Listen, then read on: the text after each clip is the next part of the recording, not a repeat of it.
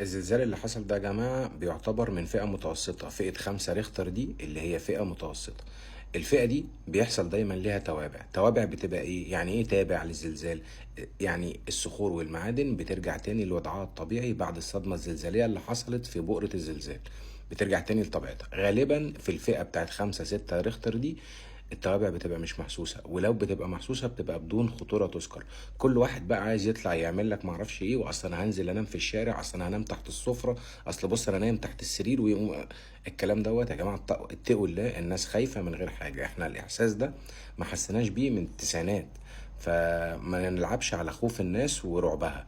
كلنا خايفين وكلنا مرعوبين وكلنا خلاص صحينا من النوم، بس مفيش داعي نأفورها. المهم دلوقتي نطمن على اهالينا ونشوف في حد لا قدر الله حصل له حاجه. ان شاء الله محدش حصل له حاجه باذن الله، لان انا مش شايف اي اخبار وحشه الحمد لله غير رعب الناس. ادعوا ربنا يحفظ مصر واهلها، ادعوا لنا.